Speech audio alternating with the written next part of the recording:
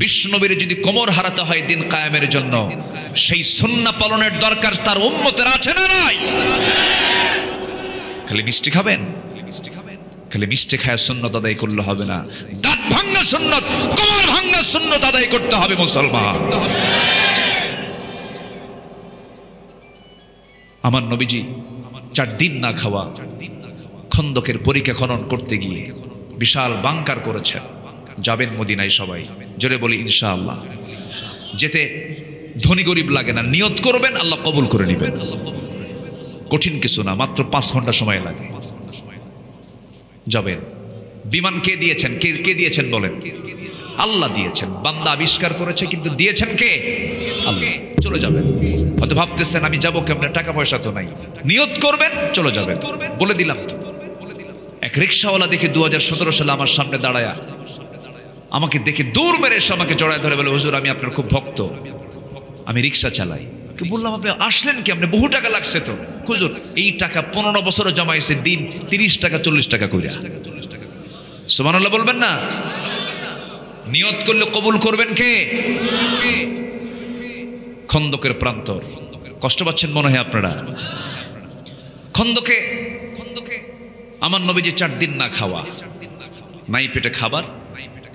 এক সাহাবী তার ছেলেকে বললেন কিছু নিয়ে আসো, তো অঞ্জলি ভরে, এই ছোট্ট একটা অঞ্জলি ভরে কিছু খেজুর নিয়ে আসতেছে। রাসূল বলেন, এই ছোট্ট ছেলে কোথায় যাও? আব্বা না খাওয়া তো, আব্বার জন্য নিয়ে আসতে, এদিকে নিয়ে আসো। আমার নবীজি খেজুরগুলো হাতের মধ্যে নিলেন, এরপরে নিজের গায়ের চাদরটা বিছায়া দিলেন, চাদরে খেজুরগুলো রাখলেন, বিসমিল্লাহ বলে ফু দিলেন। এত খেজুর হয়ে গেল, উপচে পড়তে থাকলো, সেই চাদরের উপর দিয়ে গড়ে গড়ে পড়তে লাগলো। আমার নবীজি সহ উপস্থিত যত সাহাবী ছিলেন সব তৃপ্তি ভরে খেয়ে নিলেন। যেরকম সুবহানাল্লাহ। আমার নবীজির মুজিজা ছিল, আল্লাহ পাক তার হাতের মধ্যে বরকত দিয়ে দিয়েছেন, বিশাল বরকতে ধন্য আমার রাসূল ছিলেন। আল্লাহ পাক তাকে মুজিজা দান করেছিলেন। আমার নবীজি না খাওয়া, সাহাবায়ে কেরাম না খাওয়া। অনেক সময় এমন হয়ে গেছে সামান্য একটা ছাগল দিয়ে 1400 সাহাবীর খাবার পরিপূর্ণ হয়ে গেছে। শুধু আমার নবীর দোয়ার ফসল। যেরকম সুবহানাল্লাহ। কষ্টের পরে সুখ দেন কে? আসতে বলবেন, কষ্টের পরে সুখ দেন কে? আমার নবীজি ইন্তেকাল করেছেন কার ঘরে? কার ঘরে বলেন? মা আয়েশার ঘরে। আমার নবীজি বলছেন, আয়েশা রে, আমি তো দুনিয়া থেকে বিদায় নিয়ে নেব। রাসূল দুনিয়া থেকে বিদায় নিলেন। তারপরে তার বাবা আবু বকর সিদ্দিক রাদিয়াল্লাহু আনহু দুনিয়া থেকে বিদায় নিলেন।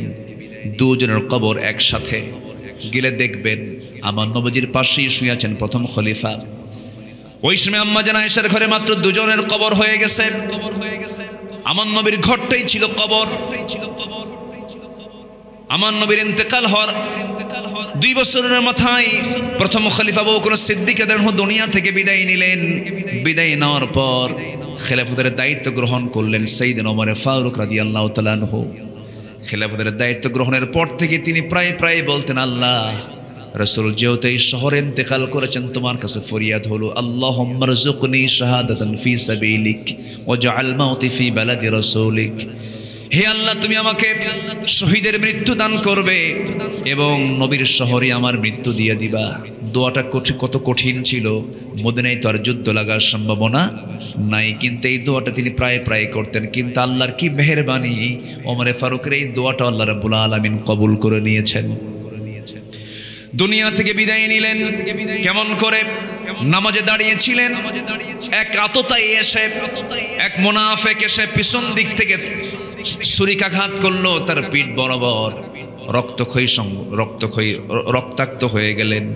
জমিনে লুটিয়ে পড়লেন। জমিনে লুটিয়ে পড়ার পর রক্তাক্ত অবস্থায় তিনি পড়ে আছেন। যে কোনো মুহূর্তে তিনি দুনিয়া থেকে বিদায় নেবেন। ছেলে আব্দুল্লাহকে ডাক দিয়ে বলছেন, আব্দুল্লাহ রে, আমার রাসূল তো মদিনায় শুয়ে আছেন, আমি তাহত হয়ে গেলাম, রক্তাক্ত হয়ে আছি, যে কোনো মুহূর্তে আমি দুনিয়া থেকে বিদায় নিয়ে নেব। ও আমার কলিজার টুকরা সন্তান, কিন্তু আমার কবরটা কোথায় হবে জানি না। বাকিতে শুয়ে আছে আমার বহু প্রিয় সাহাবীরা, প্রিয় ভাইরা আমার জান্নাতুল বাকিতে বাকিল গারকাদে শুয়ে আছে, বাকিগুলো স্থানে শুয়ে আছে। কিন্তু আমার তো মন চায় আব্দুল্লাহ আমার নবীর সঙ্গে শুয়ে থাকবো, কিন্তু জায়গা তো আয়েশার। জায়গা কার ঘর? কার ঘর বলেন? আম্মা জান আয়েশার ঘর। এবারে তিনি বলছেন আব্দুল্লাহ আমার পক্ষ থেকে আম্মা জান আয়েশা সিদ্দিকাকে আমার সালাম জানায়া বলবা, ওমরের নগণ্য গোলাম ওমরের বড় শখ নবীর সঙ্গে শুয়ে থাকা, সে যদি দয়া করে জায়গাটা দিত। কিন্তু আম্মা জান আয়েশার বড় শখ ছিল তিনি তার ঘরে নবীর সাথে তিনি শুয়ে থাকবেন। কিন্তু ওমর ফারুকের পক্ষ থেকে যখন এই প্রস্তাবটা চলে গেল, আম্মা জান আয়েশা সিদ্দিকা চোখের পানি ফেলতেছেন আর কাঁদতেছেন, বলছেন আহারে জগৎধন্য এমন মানুষ যার ব্যাপারে রাসূল বলেছেন আমার পরে যদি নবুয়তের দরজা যদি খোলা থাকতো লাকানা ওমর নবী হয়ে যেত। এমন একজন দামি মানুষ যখন আমার কাছে একটা কিছু চাইলো, আমি কেমন করে প্রত্যাখ্যান করি? আমি আমার জায়গাটা আমি ওমরে দান করে দিলাম। মুসলমানদের দিল হতে হবে ছোট না বড়, নিজের জায়গা তিনি দিয়ে দিলেন। আমার নবীর কবরের পাশেই আবার তাকেও শুয়ে রাখা হলো। মোট হলো কয়জন? মোট কয়জন বলেন? 3 জন। এই ওমর ফারুক রাদিয়াল্লাহু আনহুর কথা বলতে বলতে তার মৃত্যুর কথাটাও চলে আসলো, ঘটনাই বলে ফেললাম। ওমর ফারুক রাদিয়াল্লাহু তাআলা আনহু একজন বড় আমানতদার শাসক ছিলেন, ক্ষমতার মসনদে বসেছেন। যেদিন থেকে বসেছেন মৃত্যুর দিন পর্যন্ত একটা রাতও তিনি তার পিঠটাকে বিছানার সঙ্গে আলিঙ্গন করতে দেন নাই। এশার নামাজ হয়ে যেত, ঘর থেকে বের হয়ে যেতেন। এশার নামাজ হয়ে যেত, জনগণকে দেখার জন্য বের হতেন। খুব সিম্পল লাইফ ক্রিয়েট করতেন, স্বাভাবিকভাবে চলতেন, খুব কষ্ট করে চলতেন, সীমিত বেতন নিতেন, সীমিতভাবে চলতেন, ছেঁড়া কাপড় চোপড় পরতেন। এক একজন সাহাবী এক এক রকম ছিলেন। ওমরে ফারুকের কাপড়গুলো ছিল ছেঁড়া ছেঁড়া। একদিন আম্মা জান আয়েশা সিদ্দিকা সহ তার মেয়ে সহ উম্মাহাতুল মুমিনিন সব একসাথে এসে বললেন, আমিরুল মুমিনিন উন্নত জীবন গ্রহণ করুন, একটু ভালো কাপড় চোপড় পরুন। বাইরে থেকে বহু কূটনীতিকরা আসে, বিভিন্ন ধরনের রাজকীয় মেহমানরা আসে, আপনার সঙ্গে কথোপকথন করে, কথাবার্তা বলতে চায়। নতুন কাপড় চোপড় না পরলে কেমন হয়? ওমরে ফারুক বলছেন, হাফসা আমার কলিজার টুকরা মেয়ে, তুমি আমার নবীর স্ত্রী, তুমি নবীর স্ত্রী হয়ে এমনটা করে কেমন করে কথা বলো? এক রাত তাহাজ্জুদ কাজা হয়ে গেছি, বিছানা নরম করে দেওয়ার জন্য রাসূল আফসোস করেছেন। নিজের গায়ের চাদর না পেয়ে তিনি, নিজের বিছানার চাদর না পায় তিনি নিজের জুব্বাটাকে চাদর বানায়া তার উপরে তিনি রাত কাটিয়ে দিয়েছেন। বিশ্বনবী যদি তার এমন জায়গা থেকে সিম্পল লাইফ ক্রিয়েট করে যদি বিশ্বনবী থাকতে পারেন, আমাকে তোমরা ছেঁড়া কাপড় চোপড় পরার কথা বলো? ওমরে ফারুককে পোশাক দেখে কেউ ভয় পায় না, ওমরে ফারুককে ভয় পায় তার তাকওয়া দেখে। জোরকন সুবহানাল্লাহ। একা একা হাঁটতেন, তার আগেও কেউ ছিল না, পরেও কেউ ছিল না। তিনি ভয় পেতেন কাকে? আল্লাহকে। একা একা হাঁটতেন, ছোট্ট একটা লাঠি থাকতো, হাঁটতেন। শয়তান পর্যন্ত তার কাছে আসার সাহস পেত না, এত বড় আল্লাহওয়ালা তিনি ছিলেন। ঘোড়া কিনতে গেছেন একদিন, ঘোড়া কিনতে গিয়ে ঘোড়াওয়ালার কাছ থেকে টাকাটা দিয়া ঘোড়া বুঝে নিলেন, সুস্থ ঘোড়া নিলেন। ওমরে ফারুক তিনি ঘোড়ার পিঠে উঠলেন। কিছু দূরে যেতে না যদি 4টা ঘোড়ার পা, ঘোড়ার 4টা পায়ে অকেজ হয়ে পড়ে গেছে, আর উঠতে পারে না। রেগে গেলেন, গিয়ে বলছেন, ঘোড়াওয়ালা বড় ঠকবাজি করলাম আমার সাথে। কিছুক্ষণ আগেই আমি তোমাকে টাকা দিয়ে ঘোড়া কিনলাম, ঘোড়া তো অচল ঘোড়া আমাকে দিয়েছো। ঘোড়া বিক্রেতা বলছে, আমিরুল মুমিনিন আপনি আমাকে যে অভিযোগটা দিচ্ছেন সম্পূর্ণ মিথ্যা, ভিত্তিহীন। আমি আপনাকে সুস্থ ঘোড়া দিয়েছি, আপনার কাছে অসুস্থ হয়ে গেছে, ঘোড়া ফেরত নাও, টাকা দাও। ঘোড়া বিক্রেতা বলে, অসম্ভব ব্যাপার, আমি ঘোড়া ফেরত নেব না।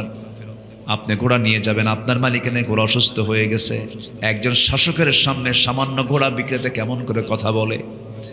ওমরে ফারুক বললেন, না আমি ঘোড়া নেবই না, টাকা দিয়ে দাও।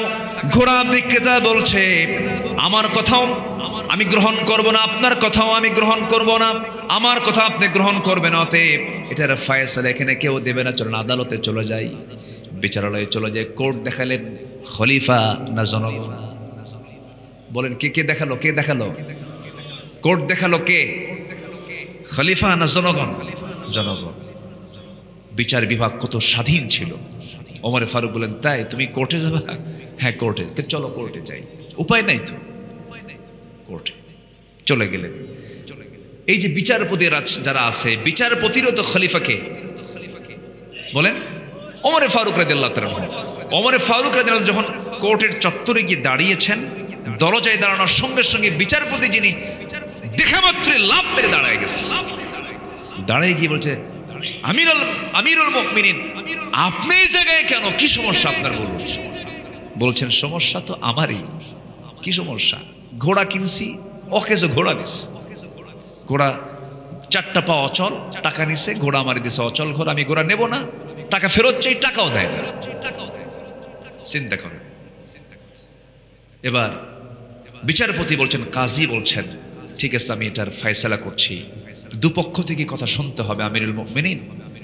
ওমরে ফারুক বলছেন, ঠিক আছে বিচার শুরু করে দাও। দুপক্ষের কথা কাজী শুনলেন। সে কাজীর নাম হলো কাজী শুরাই। এই কাজী শুরাই 100 বছর বেঁচে ছিলেন। এই কাজী শুরাই যখন বিচারের চেয়ারে বসলেন, ওমরে ফারুককেও দেখলেন না, ঘোড়াওয়ালাকেও দেখলেন না, দুপক্ষের কথাই শুনলেন। শোনা মাত্র এবার তিনি বলছেন, আমিরুল মুমিনিন, আপনি আমারও আমির, আপনি ওই ঘোড়াওয়ালারও আমির, খলিফাতুল মুসলিমিন, কিন্তু আজকে বিচারের রায়টা জনগণের পক্ষে যাবে, আপনি শাসক, আপনার পক্ষে যাবে না। আল্লাহু আকবার বলবেন না? আপনি ওমরে ফারুক সামনে দাঁড়ায় থেকে আমার সামনে যে কথা বলছেন, আমি যে আপনার সামনে যে সুস্থ অবস্থায় কথা বলতেছি, আমি সুস্থ অবস্থায় বাড়ি ফিরতে পারবো, আপনি সুস্থ অবস্থায় এখান থেকে বাড়ি পর্যন্ত ফিরে যেতে পারবেন, তার কোনো গ্যারান্টি আছে না? কেন গ্যারান্টি নাই। সুস্থতা অসুস্থতা যে কোনো প্রাণীর যে কোনো সময় হতে পারে। ঘোড়া আপনার মালিকানায় চলে গেছে, এরপরে আপনি মালিক হওয়ার পরে ঘোড়াটা অসুস্থ হয়ে পড়েছে, এটার দায় আপনাকে নিতে হবে। অসুস্থ ঘোড়া আপনার, টাকা তার, কোনো ফেরত নেই, কোনো কম বেশি করা যাবে না। ওমরে ফারুক রাদিয়াল্লাহু আনহু মুস্কি হাসি মেরে সেই জায়গা থেকে আস্তে করে চলে গেলেন। পরের দিন মাজলিসে শুরার বৈঠক, মন্ত্রীদের কিনে বৈঠক, বিশেষ বিশেষ ব্যক্তিদের কিনে বৈঠক। সেই বৈঠকে তিনি বললেন, শোনো, গতকালকে একজন শাসক দেখেছি, গতকালকে একজন বিচারক দেখেছি, খুব কড়া বিচারক, আমার বিরুদ্ধে রায় দেওয়ার সাহস নিয়েছে। অতএব আজকের থেকে সিদ্ধান্ত হলো, সেই কাজী শুরাই এই বড় একজন বিচারপতিকে সেই জায়গায় না রেখে আমি জাতীয় বিচারপতির চেয়ার আমি তারে দিয়ে দিলাম। তাহলে খলিফার বিরুদ্ধে রায় গেলে তার প্রমোশন কমে না বাড়ে? আর আমার দেশে কি হয়? আমার দেশে কি হয়? খালি কমে না, দেশ থেকে পালা। জানেন না? জানেন না? আপনারা জানেন না? আমার বন্ধুগণ, তাহলে আমানতদারিতা ঠিক রাখতে হবে। চারিত্রিক গুণাবলী যতগুলো আছে, এর মধ্যে 1 নাম্বার শিখলাম হলো সততা। মনে থাকবে সবার? সততা, সত্যবাদিতা। নাম্বার 2 হলো আমানতদারিতা। এবার নাম্বার 3 চলে আসেন ধৈর্যশীলতা, as-sabr। আল্লাহ রাব্বুল আলামিন সুন্দর করে বহু জায়গায় সবরের ব্যাপারে বলেছেন, ইন্নাল্লাহা মা'আস-সাবিরিন। জোরে বলুন আল্লাহু আকবার। আসেন দোয়া করে দেই। হ্যাঁ, দোয়া করব তো? যে চলে যাচ্ছে, ওনারা চাচ্ছেন যে দোয়া হোক। বসেন। 1 নাম্বার। ও তাহলে ঠিক আছে, যে বলে যাবেন। মাহফিল থেকে বিনা কারণে ওঠা বসা যদি হয়, আর আল্লাহর গোয়েন্দা যদি এটা নজরে নিয়ে যদি আল্লাহকে বলে, আল্লাহ এটা কিন্তু এই কামটা করছে, আর আল্লাহ যদি এটা নোট করেন, নোট করা বুঝলেন কি? থানায় নোট হয় না? থানায় নোট, আল্লাহর থানায় যদি নোট হয় যে এই বান্দাটা বিনা কারণে এই মাহফিলের শৃঙ্খলা রক্ষা করতে পারে নাই, শৃঙ্খলা ভঙ্গের একটা যদি মামলা যদি আল্লাহর থানায় হয়, জামিন হবে? তো ওঠেন কেন? বসেন, কেউ যাবেন না। আমি একটু কড়া ভাষায় বললাম, বসেন না। কত সময় কত দিকে চলে যায়। রাত 3টার দিকে বিশ্বকাপ খেলা দেখে।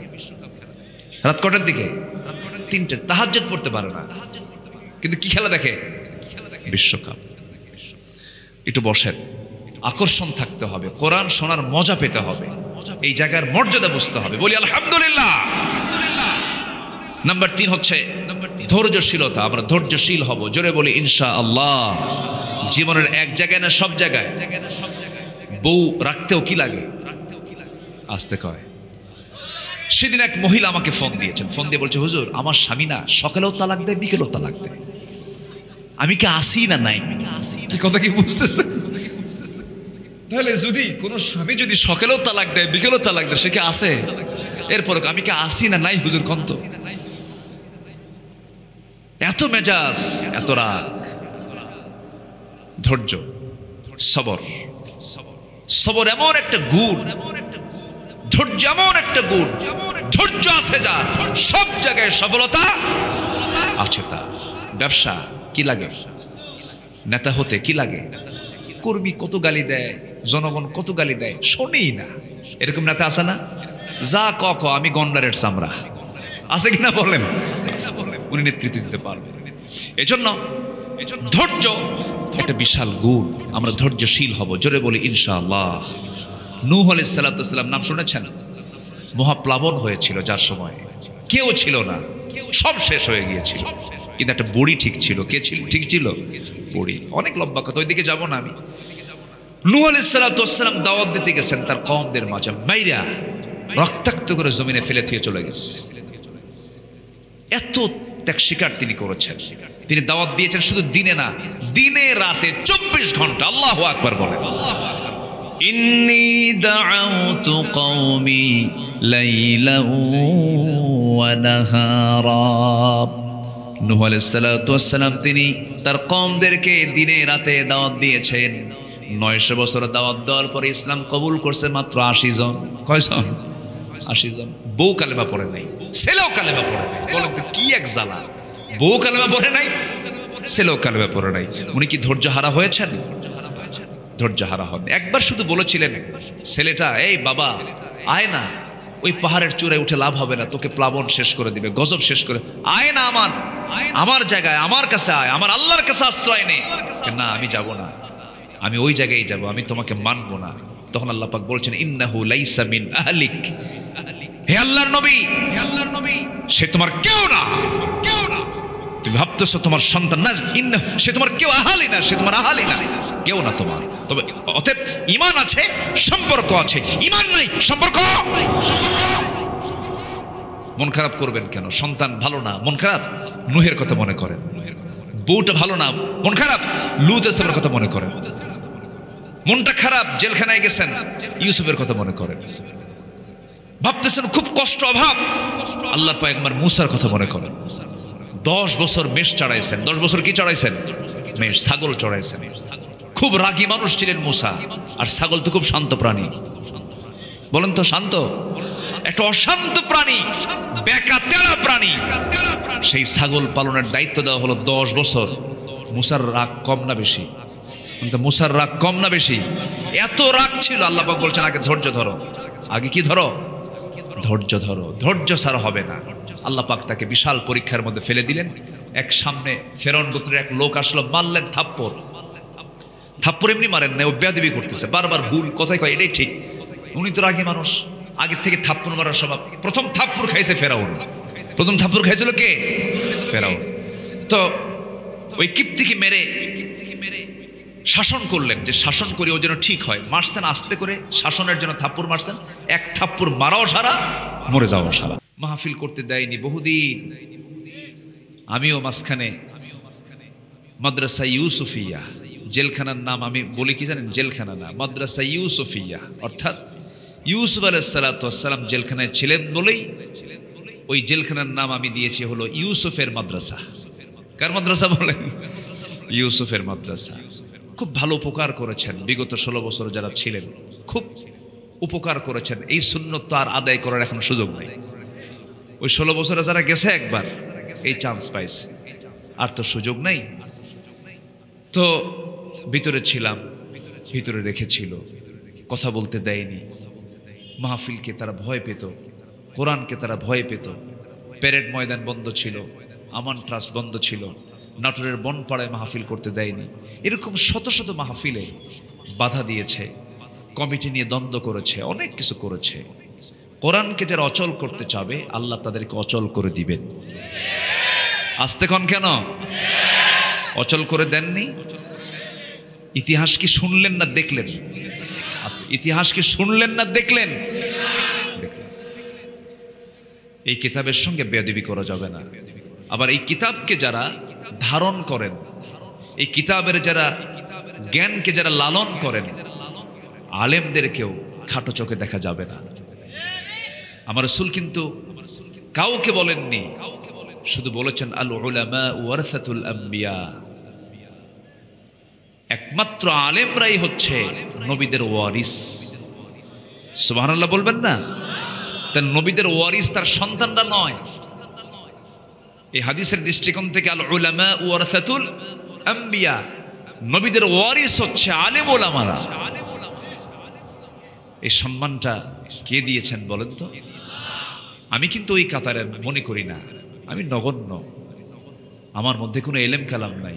তবে আলেমদেরকে দেখলে শ্রদ্ধা করবেন, আল্লাহওয়ালাকে দেখলে ভক্তি করবেন, বড় মুরব্বী দাড়ি পাকাওয়ালা মানুষকে দেখলে সম্মান করবেন।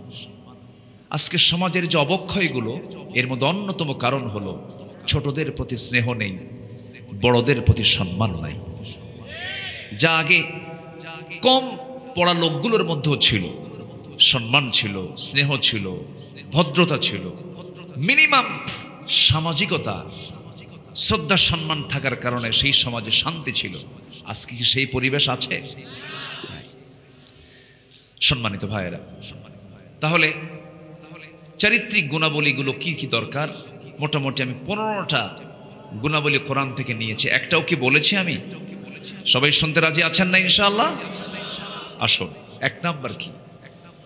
আল্লাহ রাব্বুল আলামিন সূরাতুল আহজাবের শেষ দিক থেকে বলছেন, ৭০ নম্বর আয়াতে বলছেন, ইয়া আইয়ুহাল্লাযীনা আমানুত্তাকুল্লাহ ওয়া কুলু কাওলান সাদীদা يصلح لكم أعمالكم ويغفر لكم ذنوبكم ومن يطع الله ورسوله فقد فاز فوزا عظيما জোরে বলুন আল্লাহু আকবার।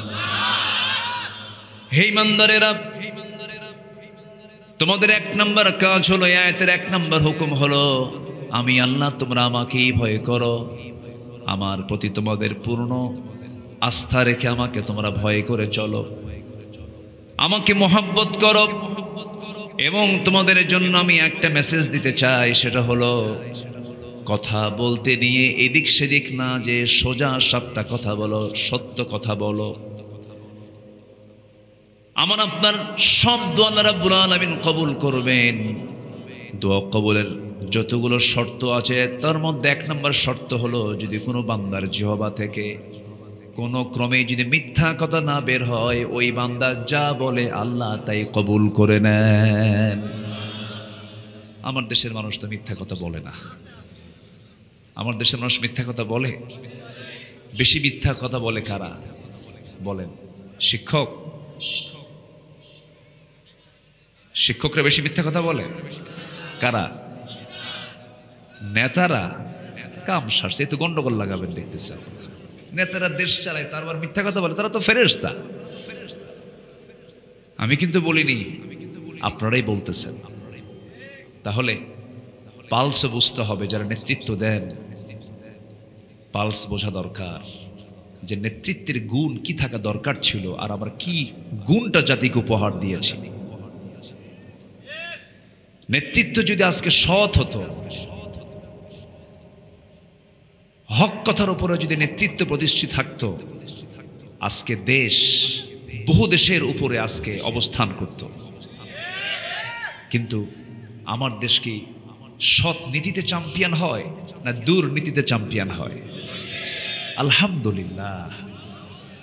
অনেক আলহামদুলিল্লাহ কইছে মনে হয়, জোরে কোন নাউযুবিল্লাহ।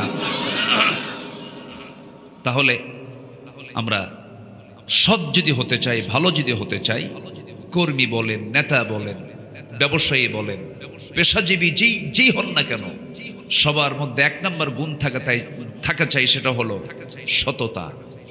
জিহবাকে নাপাক করব না। জিহবা নাপাক হবে কি কথা বললে? মিথ্যা বললে আমরা মিথ্যা ছেড়ে দেব। জোরে বলি ইনশাআল্লাহ, আরো জোরে বলি ইনশাআল্লাহ। সত্য সত্য কথায় আমরা অটল থাকব। আল্লাহর ওলি হওয়ার জন্য এই এক আমলই যথেষ্ট। একজন বড় পীর ছিলেন। আমরা তো আমার দেশে যে পীরের নামগুলো শুনি, নাম শুনলি তো কাম সারা। বদনা শাহ, চট্টগ্রামে এক মাজারের নাম হলো বদনা শাহর মাজার। ঘোড়া শাহ, তেল শাহ, ডাল শাহ, বিড়াল শাহ, কুত্তা শাহ।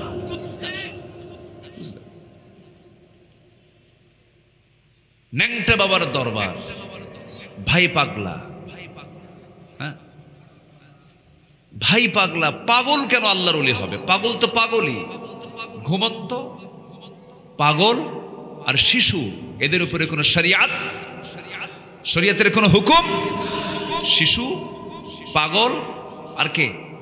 ঘুমন্ত ব্যক্তি। হাদিস। তো পাগল কেমন আল্লাহর ওলি হয়? ভাই পাগলা, তার মাজার।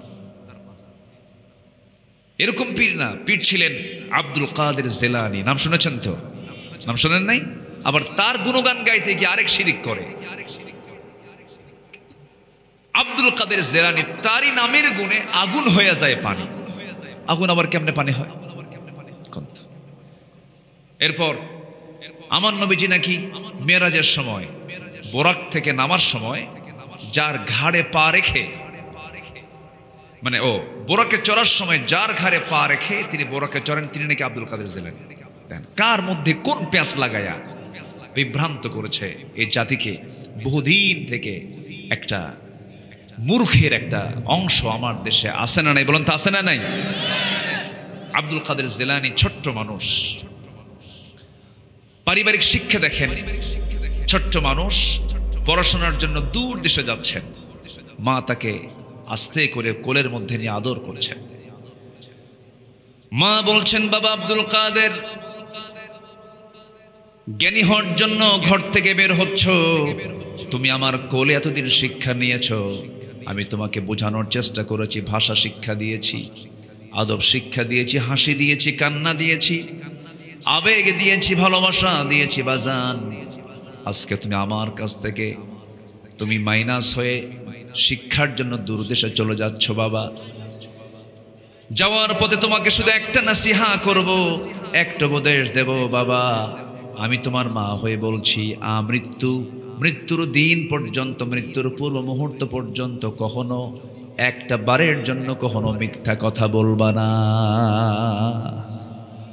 কি কথা বোঝা গেল? জাত ভালো হলে, যদি জাত ভালো হয় তার ফল কি হয়? আজ থেকে তার ফল কি হয়? ভালো হয়। আব্দুল কাদের জেলানি রাহমাতুল্লাহ আলাইহি মার কপালে চুম্বন আঁকলেন, মাকে মুহাব্বত করে আদর করে সম্মান শ্রদ্ধা জানিয়ে সন্তানটাও বিদায় নিলেন। মার চোখে পানি টলমল করছে। সন্তান বিদায় নিলেন, সন্তান রওনা দিয়েছেন। মাঝ পথে বিশাল বড় একটা ডাকাতের কবলে তিনি পড়ে গেলেন। কে না জানেন ইতিহাসগুলো? সবার কাছ থেকে যার কাছে যা কিছু পাচ্ছি আঘাত করছে, জোরপূর্বক ছিনতাই করে নিতেছে ডাকাতরা। ডাকাতের মধ্যে মায়া দয়া থাকলে কি ডাকাতি হবে নাকি? ডাকাতি হবে না। মায়া দয়া থাকলে কি ডাকাতি করা যায়? কিন্তু আব্দুল কাদের জেলানির সামনে যখন ওই ডাকাত দলের দু একটা লোক যখন সামনে এসে দাঁড়ালো, কি আছে তোমার কাছে? পকেট থেকে সমস্ত স্বর্ণ মুদ্রাগুলো বের করে দিচ্ছেন তিনি। মুস্কি হাসি মেরে বলছেন, এই যে আমার কাছে যা কিছু আছে সব তোমাদের সামনে দিয়ে দিলাম। ছোট্ট বাচ্চার এমন অবস্থা দেখি ডাকাতরা বলছে, ও ছোট্ট ছেলে, না বলতে সব কিছু সরল মনে বের করে দিলা, কারণটা কি? ছোট্ট বাচ্চা আব্দুল কাদের বলছেন, আমার মা আমাকে আসার সময় বলে দিয়েছেন আমি যেন জীবনে কখনো মিথ্যা কথা না বলি। আমি কেমন করে মিথ্যা কথা বলবো? আমার কাছে স্বর্ণ মুদ্রা নাই, যা সেই যে তোমার সামনে দিলাম, তুমি কি করবা করো। ডাকাতদের চক্ষু বেয়ে বেয়ে টপ টপ করে পানি পড়ছে। এমন সততাই ডাকাতদেরকে সেই পথ থেকে ফেরত আনতে পেরেছে। আর সিদক ইউনজি, সততা মানুষকে নাজাত দেয়। ওয়াল কিযবু ইহলিক, মিথ্যা মানুষকে ধ্বংস করে। 16 বছর যা কিছু পাইছি আমরা, সত্য না মিথ্যা, এত মিথ্যা কথা এই জাতি শুনেছে। মিথ্যা নেতৃত্ব আমরা দেখতে চাই না, জুলুমের নেতৃত্ব আমরা দেখতে চাই না, বেনামাজির নেতৃত্ব আমরা দেখতে চাই না। আমরা নেতৃত্ব দেখতে চাই নামাজি নেতৃত্ব। যারা মসজিদের ইমাম হবেন তারাই সমাজের ইমাম হবে। ওমরে ফারুক কি শুধু মসজিদের ইমাম ছিলেন না রাষ্ট্রের ইমাম ছিলেন? রাষ্ট্রের ইমাম ছিলেন। আল্লাহু আকবার। এশার নামাজের দায়িত্ব পালন করে ঘর থেকে বের হয়েছেন জনগণকে দেখার জন্য। এক প্রত্যন্ত অঞ্চল, গ্রামের ভিতরে নিঝুম পল্লীতে চলে গেলেন খালি পায়ে। কি পায়ে? খালি পায়ে। জুতো পায়ে দিলেন না কেন? রাস্তাগুলো ছিল পাথরওয়ালা। পাথরের সাথে খড়মের যদি আঘাত লাগে একটা আওয়াজ হবে, জনগণের ঘুম নষ্ট হবে। কিয়ামতের দিন কি জবাব দেব? সুবহানাল্লাহ বলবেন না? আর নেতা আসিতেছেন ঢাকা থেকে, 100টা সামনে গাড়ি, পিছনে 100 গাড়ি, আছে না নাই? যানজট সৃষ্টি করে। আর ওমরে ফারুক কি করেন? জুতা খুলে খালি পায়ে হাঁটেন, যেন জনগণের ঘুমের যেন কোনো ব্যাঘাত না হয়। এই হচ্ছে নামাজি নেতার বৈশিষ্ট্য। আর আমরা পেয়েছি হলো নামাজি নেতার না বেনামাজি নেতার? বেনামাজি নেতা। খালি পায়ে রওনা দিয়েছে। খালি পায়ে রওনা দিয়া প্রত্যন্ত অঞ্চলে একটা ছোট্ট কুটির ঘর দেখতে পেলেন। একজন বুড়িমাকে দেখে বুড়িমাকে লক্ষ্য করে সালাম দিচ্ছেন। সালামটার উত্তর বহিনামা দিলেন, কিন্তু মনটা খারাপ। বুড়িমা কেমন আছেন? আলহামদুলিল্লাহ ভালো, তবে খুব ভালো না। কেন, কি হয়েছে? ওমরে ফারুক ভালো না। ওমরে ফারুক কার সামনে কয়? বলেন কার সামনে কয়? বুড়ি তোর চেনে না। তিনি বললেন কেন, কি হয়েছে? এতদিন যাবত এই প্রত্যন্ত অঞ্চলে আছে, আমাকে দেখার জন্য কেউ আসলো না, কোনো খোঁজ খবর নিল না।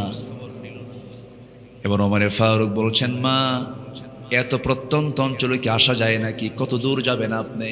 একজন অমর তো পারে না, তোর দায়িত্ব নিল কেন? কি উত্তর আছে? আর দায়িত্ব নিল কেন? ওমরে ফারুক কেঁদে ফেললেন, কিন্তু বুড়ি জানে না যে কার সঙ্গে কথা হচ্ছে। আল্লাহু আকবার। কাঁদতেছে, কাঁদতে কাঁদতে অস্থির হয়ে গেলেন। এবার তিনি বলছেন, বুড়িমা একটা কথা বলতে চাই, কি আপনি কি ওমরকে মাফ করবেন নাকি? না, মাফ করব না। কি দরকার আপনারা বলুন, কিছু টাকা পয়সা দেই। কি দিবা? 25 দিরহাম দেই, 25 দিনার দেই, দাও। চট করে করলেন কি, 25 দিরহাম তিনি তার হাতে দিয়ে দিলেন। দেওয়ার পরে বলছেন, বুড়িমা পাইছেন নাকি? হ্যাঁ পাইছি। ওমরে ফারুককে মাফ করছেন নাকি? হ্যাঁ মাফ করেছি, কিন্তু মৌখিক কোনো স্বীকৃতি নেব না, লিখিত করে দেন। আশেপাশে কোনো কাগজ না পাওয়ায়, কোনো কিছু লেখার কিছু না পাওয়ায় নিজের জামাটা ছিঁড়লেন। নিজের জামা ছিঁড়ে সেই জামার কাপড়ে এবার লেখার জন্য বলছেন, বুড়িমা একটু লিখে দেন। ডাকতেছেন, আলী এই দিকে আসো। আলী উত্তর দিচ্ছেন, আমিরুল মুমিনিন ওমরে ফারুক, আমি আসতেছি। মহিলা সিপাই কামড় মারছে, এটা তো ওমর। সুবহানাল্লাহ বলবেন না? কার সামনে কি করলাম? এবার বুড়ি মহিলা থরথর করে কাঁপে আর বলে, ভুল হয়ে গেছে, আপনি আমাকে মাফ করে দিন। ওমরে ফারুক বলছেন, বুড়িমা আপনি একটু লিখিত করে দেন। 25 দিরহাম 25 দিনারের বিনিময়ে আমি ওমরকে আমি অব্যাহতি দিয়ে দিলাম। এই লেখাটা তিনি লিখে নিয়ে আসলেন, পরিবারের কাছে ওসিয়ত করে বললেন, ও পরিবারের সদস্যরা, আমি নগণ্য ওমর যখন দুনিয়া থেকে যেদিন বিদায় নিয়ে নেব, আমার কাফনের কাপড়ের সাথে এই চিঠিটা তোমরা যোগ করে দিবা, সংযুক্ত করে দিবা। কিয়ামতের দিন এই চিঠি আল্লাহর সামনে হাজির করে বলবা, আল্লাহ তোমার বান্দাদের হক আমি আদায় করেছি। জোরে বলে সুবহানাল্লাহ। সততা, সততা হচ্ছে সবচেয়ে সফলতার সবচাইতে বেস্ট পন্থা। এর চাইতে বড় পন্থা আর নাই।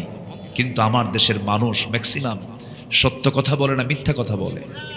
মোবাইল আসার পরে আরো কম না বেশি? ভাই কোথায়? জাহান্নামের চৌরাস্তা। আছে না নাই? উঠতে বসতে সব জায়গায় মিথ্যা কথা বলে না। আমরা মিথ্যা ছেড়ে দেব, জোরে বলি ইনশাআল্লাহ। মিথ্যার ফলাফল কি দেখেন, ওই আয়াতে আল্লাহ পাক আবার বলছেন। আমার কথা কি বিরক্ত হচ্ছেন নাকি আপনারা? আল্লাহ রাব্বুল আলামিন বলেন মিথ্যা ছেড়ে দিলে কি হবে? ইউসলিহ লাকুম আ'মালাকুম ওয়া ইয়াগফির লাকুম যুনুবাকুম ওয়া মান ইউতি'ইল্লাহা ওয়া রাসূলাহু ফাকাদ ফাযা ফাওজান আযীমা। যদি তুমি মিথ্যা ছেড়ে দাও, তোমার জীবনের যত আমলগুলো, শ্যামলে যে ভুল ভালগুলো আছে, আমি আল্লাহ সংশোধন করে দেব, ঠিকঠাক করে দেব। ধরেন কোনো ছাত্র ফেল করতেছে, 30 পেয়েছে, তখন কি দিয়ে দেয়? কি আর 3 দিয়ে কি করে? পাশ করে দেয়। সত্য যদি বলো, ইউসলিহ লাকুম আ'মালাকুম, তোমার সমস্ত আমলগুলোকে আল্লাহ পাক ইসলাহ করে দিবেন, সংশোধন করে দিবেন। শুধু তাই নয়, তোমার জীবনের যত গুনাহগুলো আছে, সমস্ত গুনাহগুলো আল্লাহ রাব্বুল আলামিন মাফ করে দিবে। জোরে বলে সুবহানাল্লাহ। তাহলে মিথ্যা ছেড়ে দেওয়ার উপকার হলো, সত্য কথা বলার উপকার হলো, আমার আমল যা ভুল আছে ঠিক হয়ে যাবে এবং সব গুনাহ মাফ হয়ে যাবে। কত বড় পুরস্কার সম্মানিত ভাইয়েরা। 1 নাম্বার চলে গেল, আরো আছে কয়টা বলেন? কয়টা বলেন? 14টা বাজবে, কিন্তু কথা বোঝেন তো নাকি? বুঝতেছেন আপনারা? একটু সময় লাগবে। আমি খুব খুশি যে একজন লোক নড়ছেন না। এটা কি মানে এমনি নড়ছেন না, না আল্লাহর ভয় থাকছেন না? বলেন বলেন তো, কার মহব্বতে? আল্লাহর মহব্বতে। আমরা যা করব কার মহব্বতে করব? বন্ধুত্ব হবে কার মহব্বতে? শত্রুতা হবে কার জন্য? দান করব কার জন্য? আবার দান করব না কার জন্য? আল্লাহর জন্য। সবকিছু আল্লাহর জন্য হতে হবে, কারণ আল্লাহই তো আমার সব। আল্লাহ ছাড়া কেউ আছে বলেন তো? বউ আগে না আল্লাহ আগে? সন্তান আগে না আল্লাহ আগে? রসুল আগে না আল্লাহ আগে? বলেন বলেন বলেন বলেন বলেন। আল্লাহ। অনেকে কি কয় জানেন? আমি কয়েকদিন আগে ওমরায় গিয়েছিলাম, আমার 5টা ছেলে মেয়ে এবং আমার স্ত্রী সহ। তো কয়েকজন ওমরা পালন করতে গেছে, বলতেছে হুজুর আমার কাছে না মক্কার চেয়ে মদিনাই বেশি ভালো লাগে। আমি বললাম এভাবে বলেন কেন? বলবেন যে দুটোই ভালো লাগে, অথবা আপনি বলবেন আমার আল্লাহর ঘরটা বেশি ভালো লাগে। মক্কা কার ঘর? বলেন কাবা কার ঘর? আল্লাহর ঘর। আল্লাহকে আল্লাহর জায়গায় রাখতে হবে, রসুলকে রসুলের জায়গায় রাখতে হবে।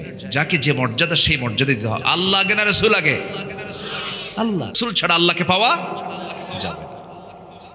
আল্লাহ আমার রব, এই রবি আমার সব। বলুন আল্লাহ আমার রব, এই রবি আমার সব। দমে দমে তনু মনে তারি অনুভব। আল্লাহ আমার রব, এই রবি আমার সব। তোমার মদদ পেলে আমি আর না কিছু চাই। তোমার প্রেমের অনল আমি কি দিয়ে নে ভাই। যার হয়েছ তুমি তার নেই যে পরাভব, নেই যে পরাভব। আল্লাহ আমার রব, এই রবি আমার সব। দমে দমে তনু মনে তারি অনুভব।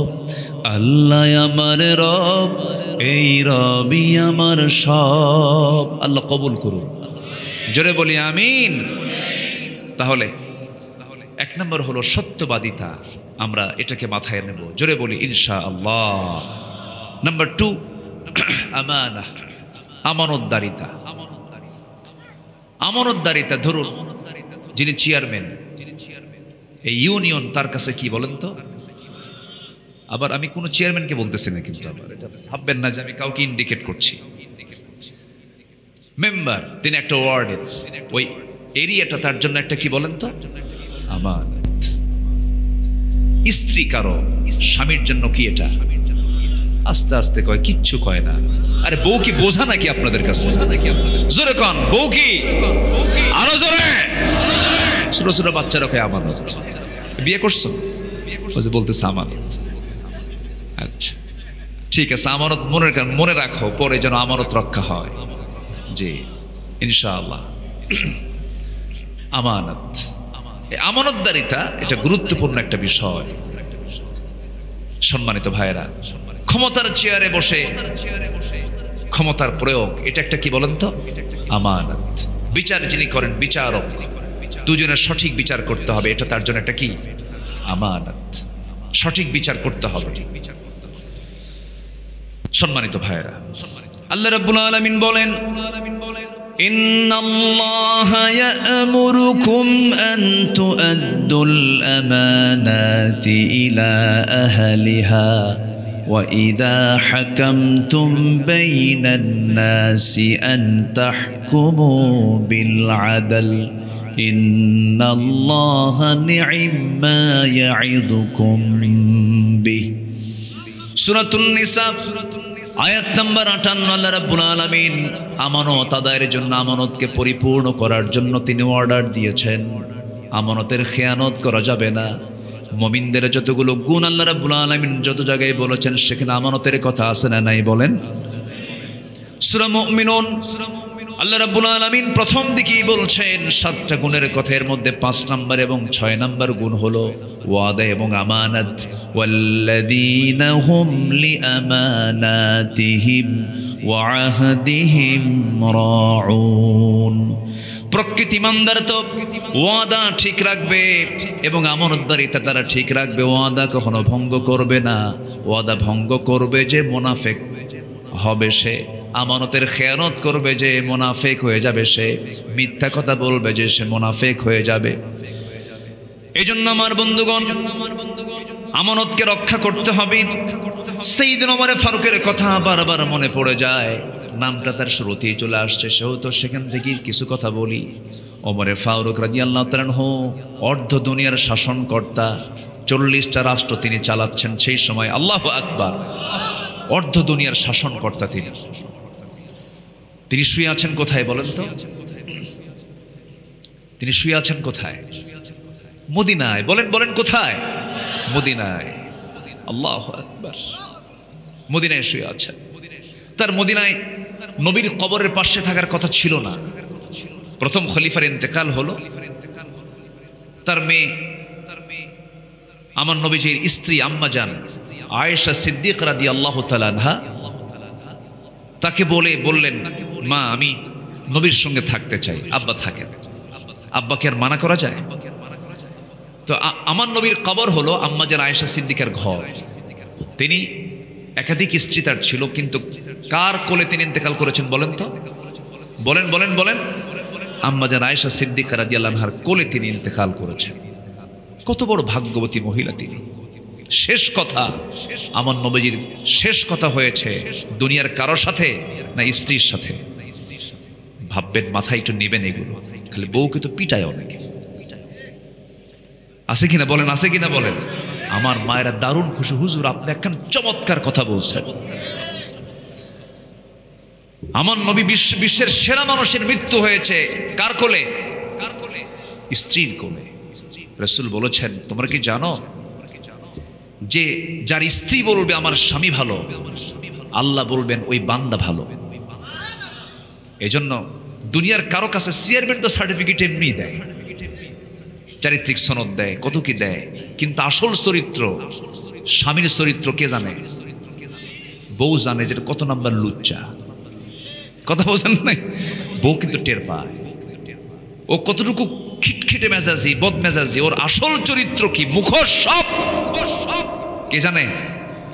স্ত্রী জানে। আমার নবীজি বলেছেন, আমি আমার স্ত্রীদের কাছে খুব ভালো, তোমরাও ভালো থাকো। আলহামদুলিল্লাহ বলবেন না? এই ভালো হওয়া কি সহজ? খুব কঠিন ব্যাপার। কিন্তু আমার নবীজি তাও এক স্ত্রী ম্যানেজ করেন নাই, একাধিক স্ত্রী তার জীবনে ছিল। আল্লাহ পাকের অর্ডার ছিল। রাসূল মাঝে মাঝে বলতেন, আমার খাদিজা যদি আমার জীবনের শেষ সময় পর্যন্ত থেকে যেত, আমার দ্বিতীয় কোনো বিবাহের প্রয়োজন হতো না। আল্লাহ পাক আমাকে অর্ডার দিতেন না। আমার নবীজির প্রথম জীবন শুরু হয়েছে বিধবা নারীকে ঘরে এনে। আমার নবীর বয়স 25, বিধবা নারী আম্মা জান খাদিজার বয়স হলো 40। ডিফারেন্স হলো 15 বছর। ইতিহাস অনেকে জানেন না। ভুল বুঝেন, এতগুলো বিয়ে করলেন কেন, বিভিন্ন কথাগুলো তার বিরুদ্ধে অনেকে অনুমান করেও বলতে পারেন, অনুমান করা যাবে না। বিশ্বমানের চরিত্র তার ছিল। আমার নবীজি তার যৌবনটাই কাটিয়ে দিয়েছেন একজন আম্মাজান খাদিজার সাথে। আমার নবীর চাইতে যিনি 15 বছরের বড়, প্রায় 25 বছর 24 বছর তার সঙ্গে সংসার জীবন কেটে গেছে। শেষ জীবনে 10 বছর যে বেঁচে ছিলেন, বাকি স্ত্রীগুলো তিনি বিবাহ করেছিলেন একমাত্র কার অর্ডারে? আসতে বলবেন না, কার অর্ডারে? আল্লাহর অর্ডারে। আম্মাজান আয়েশা সিদ্দিকা রাদিয়াল্লাহু তাআলা আনহাকে রাসূল যে বিয়ে করেছেন সম্পূর্ণ অর্ডার আল্লাহ দিয়েছেন। জিবরাইল আলাইহিস সালাতু ওয়াস সালাম বেহেশতের রুমালে আম্মাজান আয়েশা সিদ্দিকার ছবিগুলো সামনে নিয়ে এসে বলছেন, ইয়া রাসূলুল্লাহ, আল্লাহ পাক আপনাকে এই মহিলাকে বিয়ের অর্ডার দিয়েছেন। কেন তিনি বিয়ে করেছিলেন? আম্মাজান আয়েশা ছিলেন সুপার কম্পিউটার। রাসূল যা বলতেন তাই তিনি হুবহু মুখস্থ করতেন। আমার নবীজির মুখ থেকে কতগুলো শুনে তিনি প্রায় 6 লক্ষ হাদিসের তিনি হাফেজা ছিলেন। যা বলেছেন তাই তিনি কোট করেছেন। রাসূল বলেছেন, আমার স্ত্রীরা রাতের আধারে আমি যা কিছু করি তা সবার সামনে ওপেন করে দাও। দিনের আলোতে সাহাবীরা আমি যা কিছু তোমাদের সঙ্গে যে আচরণগুলি সব আমার প্রকাশ করে দাও, কারণ আমার 24 ঘন্টায় জাতির জন্য চরিত্র। যেরকম সুবহানাল্লাহ। এরকম নেতাকে পৃথিবীতে খুঁজে পাওয়া যাবে? শুক্রবারে আতর সুরমা লাগায়া পাঞ্জাবি খদ্দরের পাঞ্জাবের মসমসা লুঙ্গি নিয়ে মসজিদে চলে যায়, আগের রাতেই মদ খাইছে। এরকম নেতা আছে না নাই? আগের রাতে কি খাইছে? কিন্তু আমার নবীর চরিত্র রাতেও যা দিনেও তাই, 24 ঘন্টা সুমহান চরিত্র। আল্লাহু আকবার বলেন। আম্মাজান আয়েশা সিদ্দিকার ঘরে তিনি শেষ নিঃশ্বাস ত্যাগ করেন। আমার নবীজির ইন্তেকালের সময় হয়ে গেছে। নবীজি বলছেন, আয়েশা আমি দুনিয়া থেকে বিদায় নিয়ে নেব, যে কোনো মুহূর্তে আমার ইন্তেকাল হয়ে যাবে আয়েশা, আমি মনে হয় বেশিক্ষণ বাঁচবো না।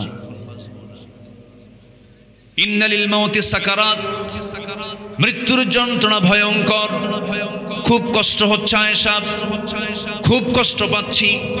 আমার নবীজি দুনিয়া থেকে বিদায় নেবেন, মালাকুল মউত যখন তখন তার জানটা কবজ করে নিয়ে যাবেন। আমার নবীজি সেই সময় শুধু বললেন, আয়েশা সর্বশেষ তোমাকে একটা হাদিস তোমাকে জানায় দেই, আমার উম্মতকে তুমি সর্বশেষ আমার মেসেজটা জানায় দিবা। আমি আমার উম্মতকে খুব ভালোবাসি, আমার উম্মতরা যেন কখনো 5 ওয়াক্ত নামাজ না ছেড়ে দেয়।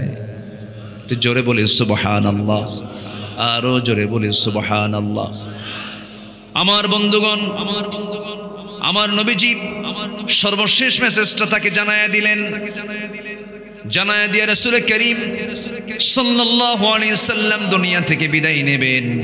আম্মাজান আয়েশা সিদ্দিকা একদিন বলছেন, হুজুর আপনি আমার জন্য একটু দোয়া করুন, আল্লাহ যেন আমার গুনাহগুলোকে মাফ করে দেন। আমার নবীজি কেঁদে কেঁদে হাত দুইটা আসমানমুখী করে বলছেন, আয় আল্লাহ তাআলা, আমার খাদিজা, আমার আয়েশা আমার কাছে দোয়া চাই, তোমার কাছে প্রার্থনা করি, আল্লাহ আমার আয়েশার আগের পরের সকল কিছু তুমি আল্লাহ মাফ করে দাও। এই দোয়া যখন শেষ হলো, আম্মাজান আয়েশা সিদ্দিকা রাদিয়াল্লাহু আনহার চেহারায় হাসির ঝিলিক প্রকাশ পেল। রাসূল বলছেন, আয়েশা রে তুমি বুঝি খুব আনন্দিত হয়েছো? হুজুর কেন আনন্দিত হব না, আপনি আমার জন্য এমন দোয়া করেছেন, আপনার দোয়া তো আল্লাহ পাক অবশ্যই কবুল করবেন, আল্লাহ পাক আমাকে সব মাফ করে দিয়েছেন।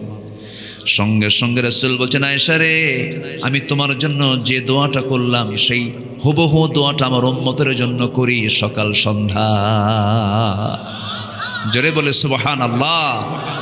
তাহলে নবী, আমার নবীর মুহাব্বত আমার প্রতি আছে না নাই? আসতে বলবেন না, আছে না নাই? আমার চেয়ে কম না, আমার চেয়ে বেশি? আমার চাইতে বেশি। রাসূল আমাকে বেশি ভালোবাসেন, খুব ভালোবাসেন, খুব মুহাব্বত করেন। আমি এই তো 8-10 দিন আগে রাউদাতুম মিন রিয়াদিল জান্নাহ, রাসূল বলেছেন,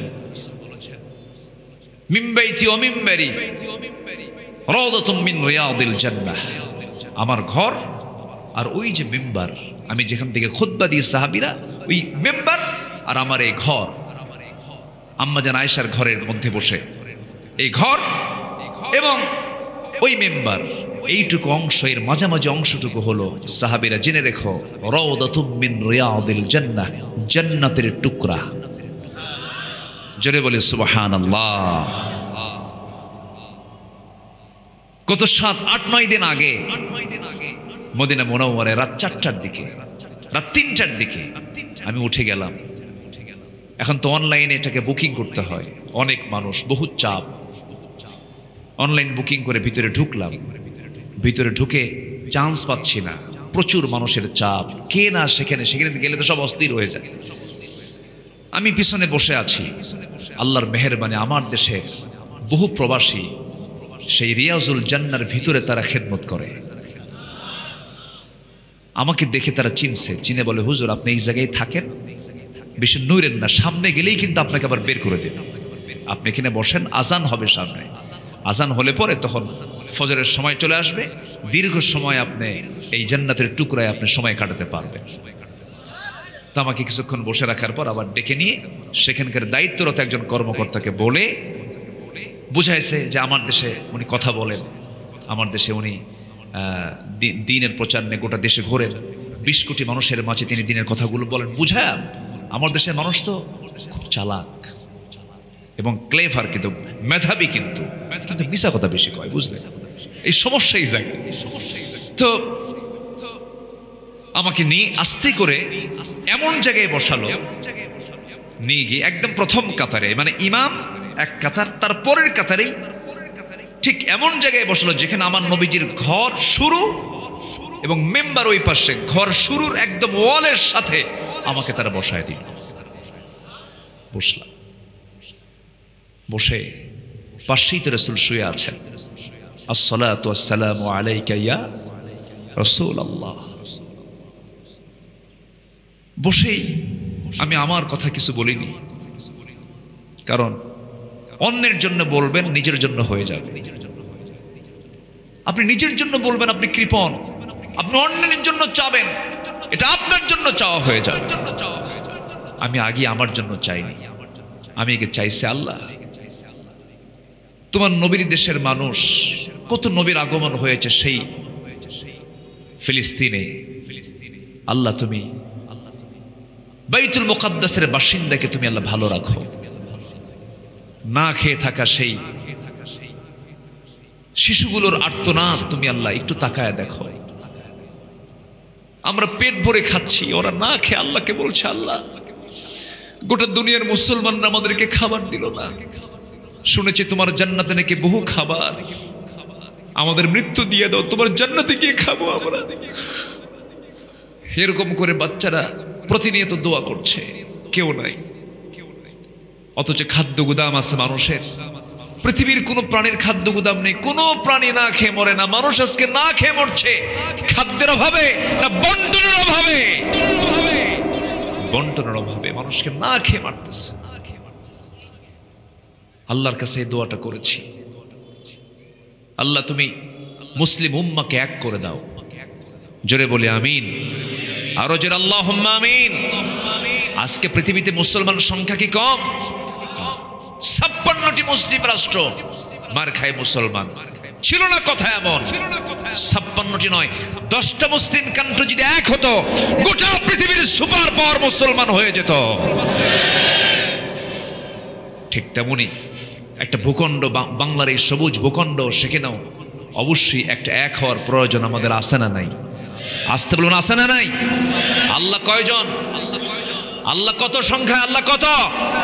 আমাদের কোরআন কয়টা? আমাদের নবী সবই তো এক। আমরা কেন এক হতে পারি না? আমরা কেন এক হতে পারি না? সব দ্বন্দ্ব ভেদাভেদ ভুলে যাই, সব দেখা শেষ করেছি। আইয়ুবের শাসন, মুজিবের ভাষণ, জিয়া কেটেছেন খাল, এরশাদের তাল বেতাল, সব দেখা শেষ। আগামীর দেশ হলো কোরআনের আইনের বাংলাদেশ। রাজি আছেন কারা কারা? হাত উঁচু করে দেখান মুসলমান।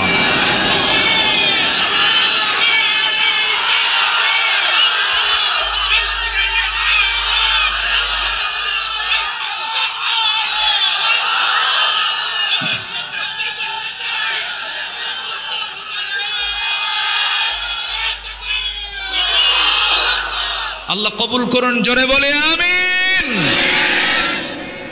কষ্ট পাচ্ছেন? যারা কোরআনকে চায় না তারা মুনাফিক, ঠিক কিনা বলেন? আমি মুসলমান, আমি কেন লজ্জা পাবো? আমি এটাতে কোরআন কি আল্লাহর না? আর কোরআন ছাড়া যা কিছু কার? বান্দার। কার বলেন তো? বান্দার। বান্দারটা ভালো না আল্লাহরটা ভালো? কারটা ভালো? আপনার বাতি বেশি আলো দেয় না সূর্য আলো দেয়? কিসের আলো বেশি? সূর্যের মালিককে। সূর্যের মালিককে? আকাশের মালিককে? সবকিছুর মালিকই তো আল্লাহ। তো আল্লাহর বিধান মানতে আপনার কৃপণতা কেন? কষ্ট পাচ্ছেন আপনারা? কষ্ট পাচ্ছেন? দয়া করে কেউ রাগ করবেন না, আমি কোরআনকে সামনে রেখেই কথা বলছি, কেউ কষ্ট মনে নেবেন না, একটু দয়া করে সবাই শুনবেন। তাহলে আমার নবীর ইন্তেকাল হয়েছে কার ঘরে? মনে আছে আপনাদের? আলোচনা শুরু করি, আবার ওই জায়গায় যাই, জোরে বলি ইনশাআল্লাহ। আমি মদিনায় ছিলাম, রাতের একদিন ভোর রাত্রে, মানে রাত ৩-৪ দিকে আমার এক ভক্ত, তো উনি আমাকে বললেন, ভাই চলেন আমরা একটু উহুদ দেখে আসি। রাত্রে নীরব রাত, উহুদের পাশে দিয়ে যাচ্ছিলাম। আল্লাহি আমার কেমন যেন মনে হচ্ছে উহুদে শুয়ে থাকা ৭০ জন সাহাবীর সেই মাকবারা থেকে একটা সুন্দর সুগন্ধ আমার নাকে এসে ধাক্কা খাচ্ছে। ইসলাম কি এমনি এমনি আসছে? না, এমনি এমনি আসেনি। এই ৭০ জন তাজা প্রাণ আমার নবীজি মাঝে মাঝে মদিনার মসজিদ থেকে উহুদে আসতেন। হেঁটে হেঁটে এসে আমার নবীজি উহুদের সামনে দাঁড়াতেন আর বলতেন, সাহাবীরা, আমার চাচা আমির হামজা এই জায়গায় শুয়ে আছে, আল্লাহ তুমি আমার চাচার কবরটাকে জান্নাতের টুকরা বানায় দাও। আর আমার রাসূল বলতেন, জানো সাহাবীরা, এই যে উহুদ পাহাড় 10 মাইল লম্বা দেখছো, উহুদ পাহাড় আমাকে খুব ভালোবাসে, আমি উহুদ পাহাড়কে খুব ভালোবাসি। এরকম করে দোয়া করতেন, কথা বলতেন। সম্মানিত ভাইয়েরা, নবীজির দাঁত ভেঙে গেছে। যে নবীজি রাস্তায় হাঁটলে আল্লাহ তাআলা তার সম্মানে আকাশে সূর্যের নিচে একখণ্ড মেঘ দিয়ে রাখতেন, যেন নবীজির সূর্যের তাপ যেন নবীজির গায়ে না লাগে। নবীজি ঘেমে যেতেন, সাহাবীরা কৌটা দিয়ে তার ঘামটা কৌটার মধ্যে রাখতেন, সুগন্ধি ছড়াতো। কি দামি নবী! সে কোথায় বলেন? কোন ময়দানে? উহুদের ময়দানে। এমনি এমনি দাঁত ভাঙছে? খন্দকের পরীক্ষা খনন করতে গিয়ে 4 দিন 4 রাত একটানা খাওয়া নাই, পানি নাই, কোদাল মারতেছেন রাসূল, ধুলায় মলিন হয়ে গেছেন রাসূল। আমার নবী না খাওয়া, কোমর কুঁজা হয়ে গেছে। তাহলে উহুদে কি ভাঙছে? দাঁত ভাঙছে। আর খন্দকে কি হারাইছেন? কোমর কুঁজা হয়ে গেছে। কোমর হারালেন খন্দকে, আর উহুদে হারালেন কি? দাঁত। বিশ্ব নবীর যদি দাঁত ভাঙতে হয় হয়ে গেছে, তখন আল্লাহকে বলছে, আল্লাহ দোষ কিন্তু আমার না, মার্ডার কেসের আসামি আমি না, আমি ওরে মারছি শাসনের জন্য, কিন্তু তুমি মারে ফেলছো, তোমার দোষ। যেরকম সুবহানাল্লাহ। কিন্তু হবে কি, ফেরাউন তো এইদিকে হুলিয়া জারি করেছে, যেখানে পাবে সেখানে ওকে মেরে ফেলো, ধরো। আল্লাহ বলেন, মুসা, নবীদের সুন্নাহ, দেশ ত্যাগ করো, দেশ ছাড়ো। আমার নবী কি দেশ ছাড়েন নাই? মক্কা হলো জন্ম, মদিনায় তিনি হিজরত করেছেন। দেশ ছাড়ো, দেশ তোমাকে ছাড়তে হবে। তিনি দেশ ছেড়ে চলে গেলেন মাদিয়ান। কোথায় গেলেন? মাদিয়ান। মাদিয়ান যাওয়ার পর প্রচন্ড তৃষ্ণার্ত, ক্ষুধা, সূরাতুল কাসাসের মধ্যে আসছে। করলেন কি? সেই ক্ষুধা নিবারণ করার জন্য, তৃষ্ণা নিবারণ করার জন্য কূপের ধারে গেলেন। কূপ থেকে পানি তুলে পান করলেন। হঠাৎ করে দেখেন 2 মহিলা বালতি নিয়ে আসছে কূপ থেকে পানি পান করার, কূপ থেকে পানি নেবার জন্য, কিন্তু কেউ নাই আশেপাশে। তারা দেরি করতেছে। বলে, এই মহিলারা, তোমরা কিন্তু দেরি করো কেন? কে কূপ থেকে পানি নিয়ে যাও। কে আমরা পারবো না, উপরে ঢাকনা আছে তো, সেই ঢাকনা টান দিতে বহু শক্তির প্রয়োজন, পুরুষ মানুষরা নিয়ে যাবে, এরপর আমরা সেখান থেকে নিয়ে যাব। তাই তোমরা তো মহিলা মানুষ, সন্ধ্যা হয়ে যাবে, কষ্ট হবে, সন্ধ্যার পরে মেয়েদের তো বাইরে থাকা ঠিক না, তো দাও বালতি, দেখি আমি চেষ্টা করি। বালতি হাতে নিলেন, কূপের ধারে গেলেন, ঢাকনায় হাত দিলেন। যে ঢাকনা টান দিতে 7-8 জন লাগে, উনি বাম হাতে ধরছেন আর মারছেন ফিকা, 14 হাত দূরে সেটকে পড়ছে। 2 মহিলা থরথর করে কাঁপে। আল্লাহু আকবার বলেন। কূপ থেকে পানি তুললেন। কূপ থেকে পানি তুলে নিয়ে বললেন, যাও সোজা বাড়িতে চলে যাও। বাড়িতে চলে গেছেন। বৃদ্ধ পিতা বলছে, সন্তানরা, আজকে তোমার তাড়াতাড়ি কেমনে আসলা? এত তাড়াতাড়ি তো তোমরা আসতে পারো না, কাব্বা। একজন পুরুষ দেখলাম কবিজুন আজিজ, খুব শক্তিশালী, ঢাকনা ধরলার সিটকে পড়লো, এটা মানুষ নাকি? এবার বৃদ্ধ পিতা বলছে, আমার বড় মেয়ে তুমি কালকে যাবে, আমার সালাম জানাবে, সেজন্য আমার সঙ্গে দেখা করে, আমি তার সঙ্গে দেখা করতে চাই।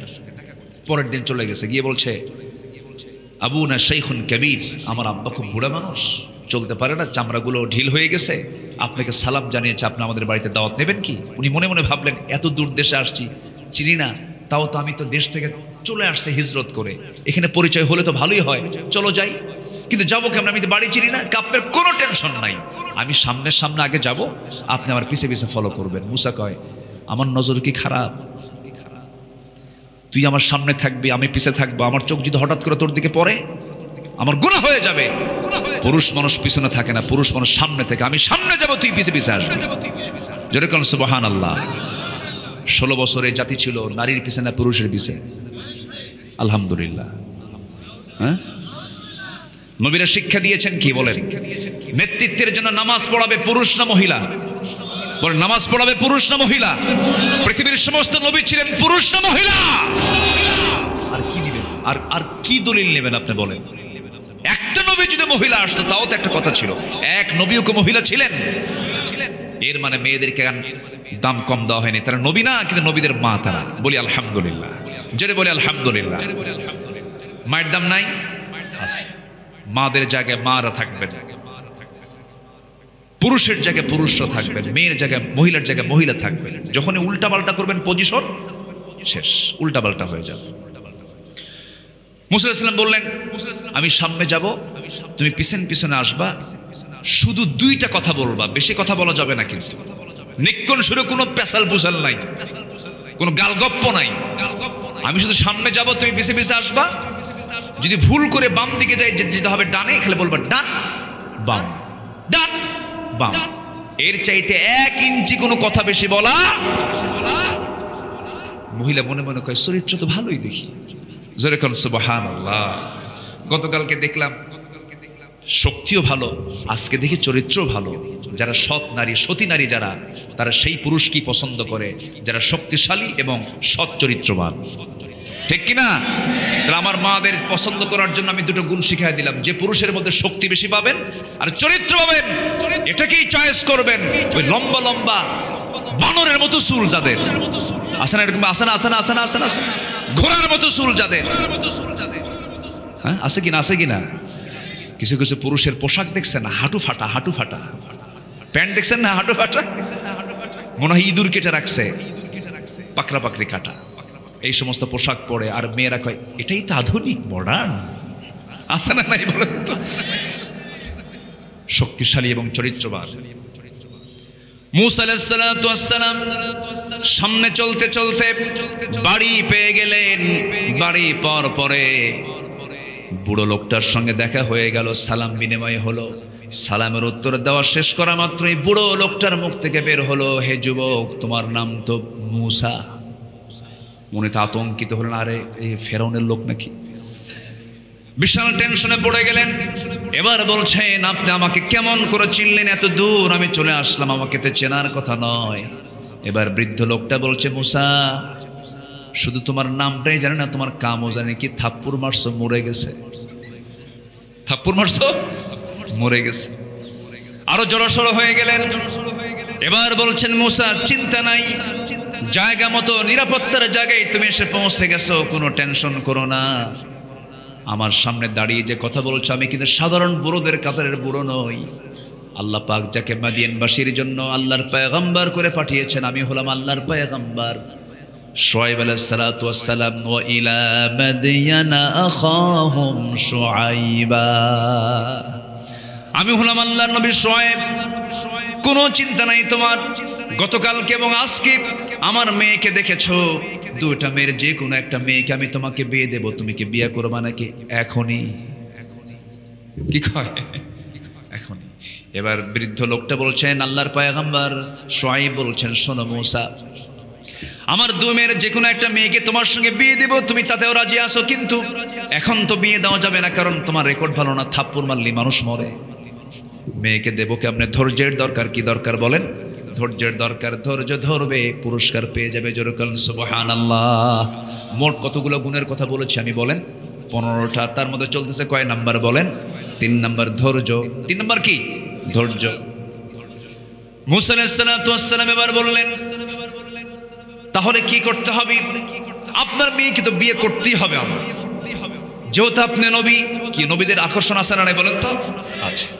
এত সম্ভ্রান্ত একটা পরিবারে তিনি আকর্ষণ পেয়ে গেলেন না, অবশ্যই তার সান্নিধ্য পাওয়া দরকার, তার সহচর্য পাওয়া দরকার। এবার সবাই সাল্লাল্লাহু আলাইহি ওয়াসাল্লাম বলছেন, শোনো, তোমার রাগটা কমানোর জন্য আমি তোমাকে কিছু দায়িত্ব দেব। সেই দায়িত্ব হলো আমার বাড়িতে কিছু ছাগল আছে, সেই ছাগলগুলো তোমাকে 8 বছর চড়াতে হবে। পারবা নাকি? হ্যাঁ পারবো। 8 বছর করলে অনার্স কোর্স, আর 10 বছর পূর্ণ করলে মাস্টার্স কোর্স হয়ে যাবে। নবীদের মাস্টার্স কোর্স হয়েছে কি পাইলা? বলেন কি পাইলা? বলেন কি পেলে? ছাগল পেলে। আর আজকে মাস্টার্স পাস কইরা খুন করে, খুন খুন খুন, ঠিক কিনা? কোরআন থেকে সবক নাও, ধৈর্যের শিক্ষা পেয়ে যাবা। বলি আল্লাহু আকবার। মুসা আলাইহিস সালাতু ওয়াস সালাম ছাগল পালা শুরু করলেন। ইবনে কাসির এসেছে 10 বছর ছাগল পাললেন তিনি। সর্বশেষ দিন ছাগল পাল নিয়ে বাড়ি আসতেছেন, হঠাৎ করে এক ছাগল একা একদিকে মারছে দৌড়। উনি এখন ওই ছাগল ধরার জন্য মারছেন দৌড়। নবীও দৌড়, ছাগলও দৌড়। নবীর সঙ্গে কি আর ছাগল পারে? সকল নবীদের দৈহিক শক্তি সবচেয়ে কম না সবচেয়ে বেশি ছিল? বেশি ছিল। আল্লাহ পাক আমার রাসূলকে 100 জন জান্নাতি পুরুষের সমান শক্তি দান করেছিলেন। কয়শো জন? 100 জন। বিশাল ব্যাপার। মুসা আলাইহিস সালাতু ওয়াস সালাম ছাগলটাকে দৌড়ায় দৌড়ায় ধরিয়ে ফেললেন, কিন্তু ছাগলটা নবীর শরীর থেকে ঘাম ঝরায়া ফেললো। শরীর থেকে যখন ঘাম ঝরে তখন মানুষের মেজাজ কি থাকে? একটু গরম থাকে। এমনিতে গরম মানুষ, ওই দিকে দৌড়া দৌড়া ছাগল ধরতে না পেরে শেষ পর্যন্ত ধরিয়ে ফেলেছেন। রাগ উঠছে 100 ডিগ্রি। দুই হাত দিয়ে দুই পা ছাগলের শক্ত করে 2 হাতে নিয়ে শূন্যের উপরে খাড়া করেছেন। এক আছাড়েই তোরে মেরে ফেলবো। লক্ষ্য করে দেখেন ছাগলটার 2 চোখে ভয়। শরীরের লোমকূপ থেকে ঘামগুলো টপ টপ করে পড়ছে। ছাগলটার গোটা দেহ ভাইব্রেশন হচ্ছে, কাঁপতেছে। সঙ্গে সঙ্গে ভাবলেন, ছাগল তোরে মাইরা কি লাভ? তুই তো ছাগলই, তোরে মাইরা লাভ আছে? দয়া হলো, মায়া হলো। 2 হাত থেকে 2 পা ছেড়ে দিয়া ছাগলটাকে কোলের মধ্যে নিয়ে তিনি আদর করলেন। প্রাণীর প্রতি রহম দিল হলেন, মোহাব্বত করলেন, ভালোবাসলেন। ধৈর্য চলে আসলো। আল্লাহ বলছেন, মুসা আমি তোমার নবুয়ত দিয়ে দিলাম। জোরে বলেন সুবহানাল্লাহ। কি ধৈর্যের দরকার আছে? আসতে বলবেন না? আছে। আরো আছে কয়টা পয়েন্ট বলেন? নুরু ওয়াজ কি শেষ না শুরু? জিকির করি লা ইলাহা, আরো জোরে লা ইলাহা,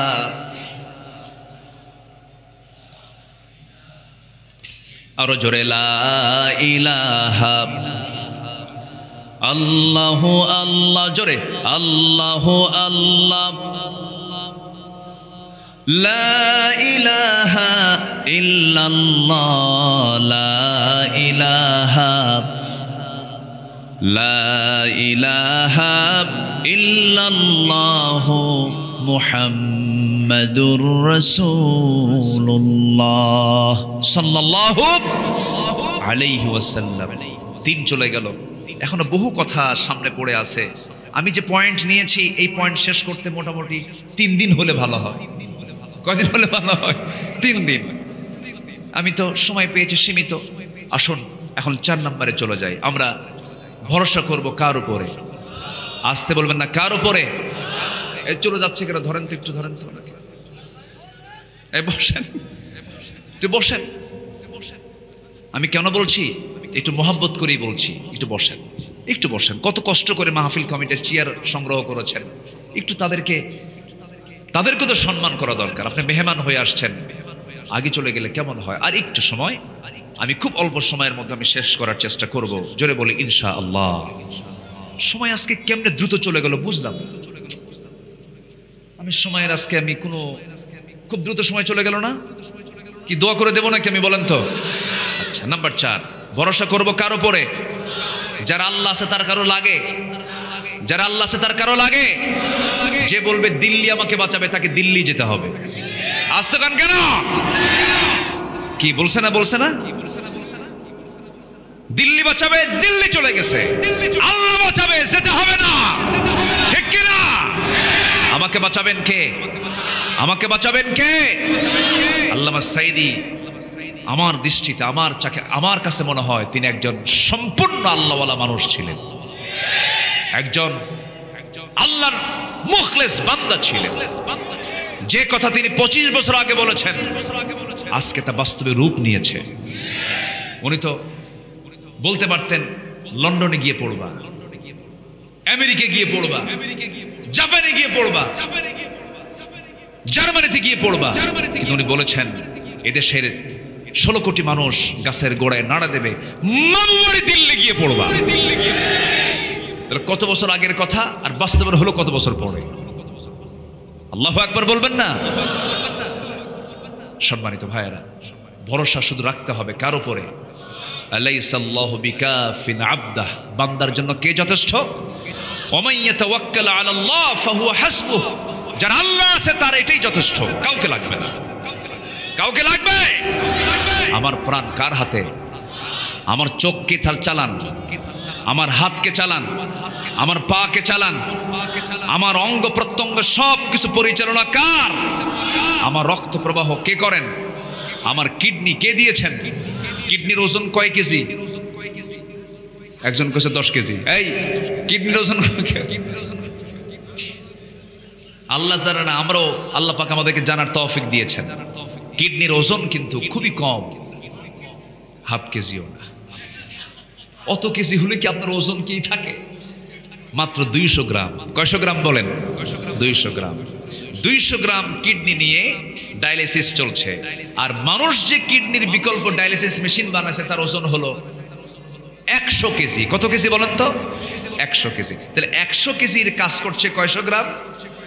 তাহলে কোনটা উন্নত বলেন? কাঠটা?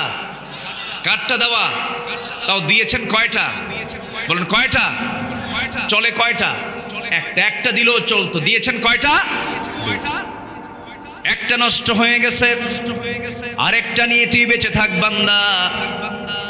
কিন্তু কিডনিকে আল্লাহ রাব্বুল আলামিন সচল রেখেছেন, আমাকে আপনাকে দিয়েছেন। যদি এমনটা হতো 200 গ্রাম কিডনি না হয়ে যদি আমি দুনিয়াতে আগে আসছি, পরে আসমান থেকে আল্লাহ পাক ফালাইয়া দিছেন সবার জন্য 100 কেজি করে কিডনি। বোঝেন নাই? 100 কেজি করে কিডনি যদি পাঠাইয়া দিতেন, আমার ওজন হলো 80 কেজি, কিডনির ওজন 200 কেজি, চলতে পারতাম? চলতে পারতাম না। আল্লাহ রাব্বুল আলামিন বলেন, বান্দারে শুধু সৃষ্টি করি না, এটাকে ভারসাম্য করেছি। আল্লাযী খালাকাকা ফাসাওয়াকা ফাআদালাকা ফি আইয়ি সূরাতিন মা শাআ রাক্কাবাক। লেবেল করেছি আমি। তোর ওজন হলো 80 কেজি, কিডনির ওজনকে 200 গ্রাম করে দিয়েছি, যেন ব্যালেন্স থাকে, চলতে যেন তোর কোনো কষ্ট না হয়। এই যে চোখ, পৃথিবীতে যত ক্যামেরা তৈরি হয়েছে, যত ক্যামেরা আপনি পৃথিবীতে আপনি দেখেন না কেন, চোখ নামক যে ক্যামেরা আছে তার ধারে পাশে কেউ আছে নাকি? এই আছে, ধারে পাশে কেউ আছে? আপনার ক্যামেরা বেশি শক্তিশালী চোখের চাইতে?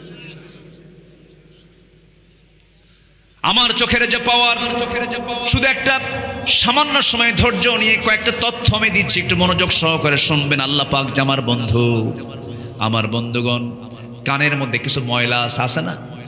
এই ময়লাকে কি বলে এলাকায়? গরু খায়, ইয়ারওয়াক্স, কানের ময়লা। এটা কিন্তু মিষ্টি না, এটা কিন্তু টকও না, এটা হচ্ছে তিতা। এটা কি বলেন তো? তিতা। একটু হাতে নিয়ে একদিন মুখে নেবেন, বুঝলেন? সিপে নিলে টের পাবেন। তো এটা হচ্ছে তিতা। তো এই কানের যে ময়লাটা আল্লাহ পাক তিতা করলেন কেন? সলিমুদ্দি যদি রাত্রেবেলা ঘুমাতে যায় আর কানের ময়লা যদি মিষ্টি হয়, সব পিঁপড়া কোথায় যেত? কোথায় যেত? আল্লাহ পাক কানকে সিকিউর করার জন্য, নিরাপত্তা নিশ্চিত করার জন্য কানের মধ্যে দিয়েছেন তিতা। পিঁপড়ায় উপায় নাই, যা চলে যায়। তাহলে কানকে আল্লাহ পাক তিতা দিয়ে ঢেকে রেখেছেন। চোখকে আল্লাহ পাক ভাসিয়ে রেখেছেন হলো মিঠা পানি না লবণ পানি? বলেন মিঠা না লবণ? লবণ। লবণ পানি দিয়েছেন। একই দেহ কিন্তু এটা তিতা, এটা কি লবণ, লবণ পানি দিয়েছেন কেন? লবণ হচ্ছে এমন একটা জীবাণু ধ্বংসকারী একটা উপাদান। প্রত্যেক জীবাণু ধ্বংস হয় কার কাছে এসে? লবণের কাছে এসে। আল্লাহ পাক সমুদ্র হচ্ছে পানির উৎস, এটাকে লবণ করেছেন, খরস্রোতা করেছেন, লবণ করেছেন কেন? সব মানে জীবাণুগুলো সব ওখানে গিয়ে জমা হবে আর লবণ সব জীবাণু নাশ করে ফেলবে। আবার ওখান থেকে যখন পানি তুলবেন তখন আল্লাহ পাক আবার মিঠা করে ফিল্টারিং করে আবার তুলবেন। যেরকম সুবহানাল্লাহ। এগুলো কার পরিকল্পনা? কার? তাহলে একই দেহ। আমি তো মনে করি কান, নাক আর চোখ, পদ্মা, মেঘনা, যমুনা যত বড় তার চাইতে বড় বানিয়েছেন মানুষের চোখ, কান, নাককে। যেরকম সুবহানাল্লাহ। কত বিশাল ব্যাপার। যারা ইএনটির যারা ডাক্তার তারা কিছুটা বোঝে।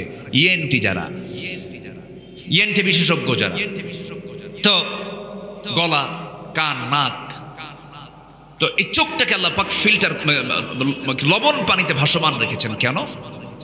জন্মের পর থেকে নিয়ে মৃত্যু পর্যন্ত বান্দা যেন চোখটাকে দিয়ে যেন আমার সৃষ্টিগুলো দেখতে পারে, আমার শুকর যেন আদায় করতে পারে। এবং চোখকে আল্লাহ রাব্বুল আলামিন 24 ঘন্টা ঠিক রাখার জন্য স্থায়ী মলমের ব্যবস্থা করেছেন। জোরে বলি সুবহানাল্লাহ। সকালবেলা টের পাওয়া যায়, সকালবেলা চোখের কোনায় কেমন কেমন আকার, কালার কি? বলেন বলেন বলেন বলেন কি? সাদা। এটা হচ্ছে অয়েন্টমেন্ট। আল্লাহ পাক প্রত্যেক দিন চোখটাকে রিফ্রেশ করেন, ঠিক করে দেন। প্রতি মিনিটে মানুষ গড়ে 15 থেকে 20 বার পলক ফেলে। এই পলক শুধু পড়েই না, বরং প্রতিটা বার পড়ার সময় অস্ত্র থেকে লিকুইড ছড়িয়ে দেয় পুরো চোখে। এর ফলে চোখ থাকে আর্দ্র, ধুলাবালি, ক্ষতিকর জীবাণু থেকে মুক্ত। পলক হলো চোখের প্রাকৃতিক ওয়াইফার, যেমন গাড়িতে থাকে ওয়াইফার, যা ঘুমের মধ্যেও চোখের সুরক্ষা নিশ্চিত করে। প্রতিদিন আমাদের চোখে গড়ে 1 মিলিলিটার অশ্রু তৈরি হয়, যা স্বচ্ছ অথচ অত্যন্ত কার্যকর এক তরল পদার্থ।